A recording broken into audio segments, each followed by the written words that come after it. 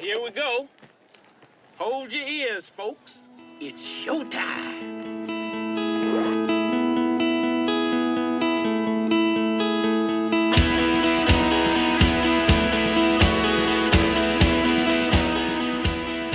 Hey guys, it's Rob. On today's sprint episode, I'm going to talk about bicycling. Not necessarily the sport, more about the magazine. It's not like John and I are sponsored by these guys, get anything for free from them or anything. It's one of the publications that through the years, while I've had almost everything, Runner's World, Men's Health, you name it, that's come through my door. This is one that I actually still continue to subscribe to.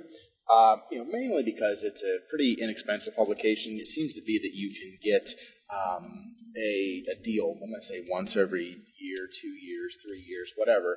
They come out with a, buy now 2 years for basically like $1 an issue or whatever.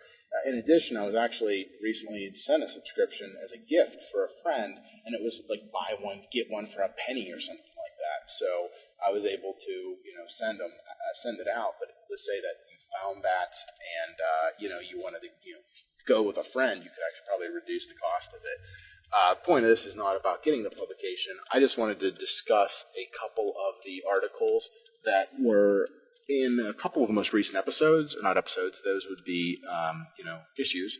And so a lot of their content you can get directly on their website. I know at least one of these is still currently on their website.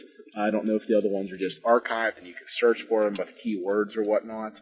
The first article I wanted to talk about was talking about bike packing, which is basically backpacking, but on your bike. You go and basically pack your clothes, your whatever, and you go and ride from place to place. It was a really cool article because it was written about some folks who they were in Ireland. I believe it was Ireland, maybe Wales, in that area of the world, and there's these abandoned, if you will, not necessarily, I guess, abandoned homes, like cottages, little 1 or 2 room places, that there's maps you can go from one to another and stay in all of them for free. It was a really cool article talking about the days where they went and riding and all these views.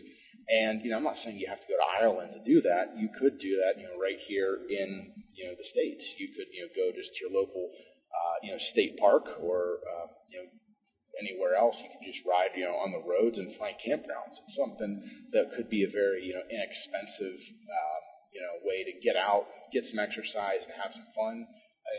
I live up, in Pennsylvania, and there is the Cumberland to, or not Cumberland, it's the Pittsburgh to D.C. Cumberland's kind of the halfway point where it switches from the Gap, Great Allegheny Passage, to the C&O Tow Canal.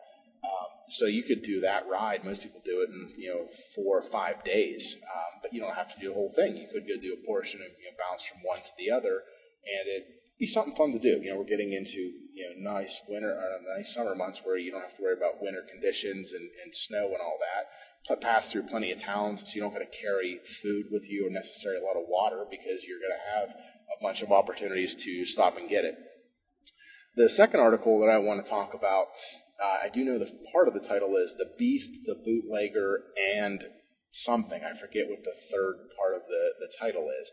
This is the one that I can tell you is definitely on their website.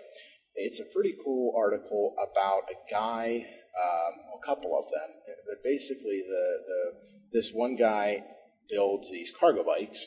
A cargo bike would be like if you pictured almost like a tandem bike with no backseat, where you would have a capability to have a lot of storage where you can haul stuff like around cities or towns.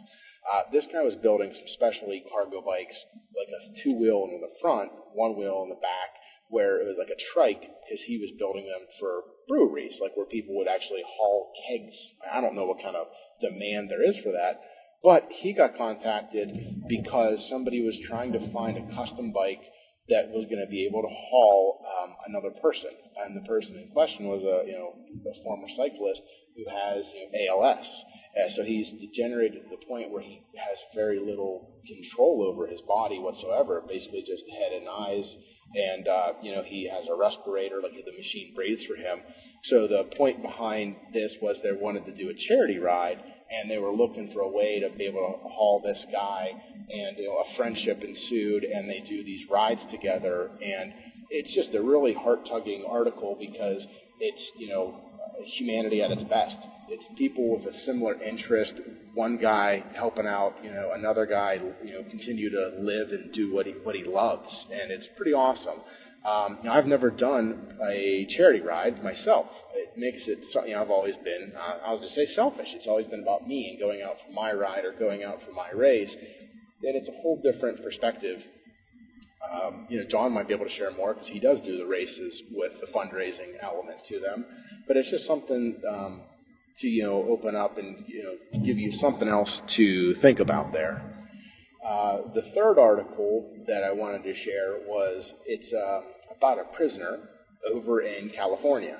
Basically, the prison has a bicycle donation and rehabilitation program where people in the community can donate bikes, and this prisoner gets the opportunity to actually refurbish them, new tires, gearing, clean them up, grips, and then they turn those around and give them to people, give them back to people in the community who otherwise might not have been able to afford a bike.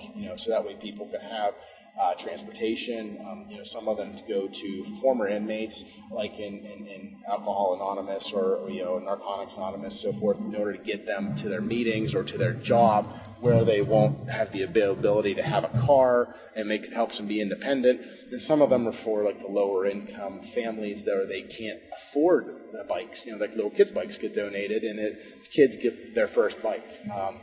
It's just I think is a really cool article as well, because once again it's that whole humanity thing. It's here you have a gentleman who's serving his time, and he's making the most of it, doing kind of something he loves. Where in the article it says for a few hours a day he feels semi-autonomous, like he has a purpose in life again, thinking of the people that he is going to be helping and impacting by giving these. Get these bikes are going to be going to, and from that guy that's going to get to the meeting to the kid that it's their first bike, and it takes him back to his memories of his first bike as a kid. And I don't know, you just got to go read it. None of these three are very long. You're not going to be reading these articles for hours upon hours. You sit down and read each of them maybe 5 to 10 minutes, depending on how long or how quickly you can read and so forth. I just found that they were very eye-opening, very impassioned articles, and I highly recommend you guys get out there and check them out. Even if you don't like cycling, it's just I think they're good reads and wanted to recommend them to you. So hope you check them out and have a great day.